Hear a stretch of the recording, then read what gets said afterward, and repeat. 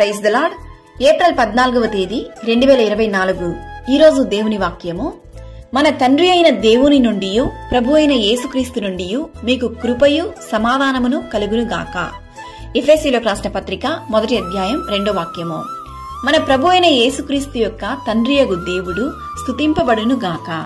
ఆయన క్రీస్తునందు పరలోక విషయములలో ఆత్మ సంబంధమైన ప్రతి ఆశీర్వాదమును మనకు అనుగ్రహించెను. ఎలయనగా పాపము వలన వచ్చు జీతము మరణము, అయితే దేవుని కృపావరము మన ప్రభు అయిన క్రీస్తునందు నిత్య జీవము. కృపా విధములు నానా విధములుగా ఉన్నవి గాని ఆత్మ ఒక్కడే. దేవుని కృపలేనిది మనం జీవించలేము. దిన ప్రారంభము నుండి రాత్రి పడుకునే వరకు మన జీవితాలలో అనేక సమస్యలు, ఆపదలు, అపాయాలు వచ్చినను దేవుని కృప ద్వారానే మనము నడిపింపబడుచున్నాము. మరియు అన్నిటియందు ఎల్లప్పుడూ మీలో మీరు సమృద్ధి గలవారై ఉత్తమమైన ప్రతి కార్యము చేయుటకు దేవుడు మీ ఎడల సమస్త విధములైన కృపను విస్తరింపజేయగలడు. ప్రభు అయిన యేసుక్రీస్తు కృప మనందరికీ తోడయుండును గాక.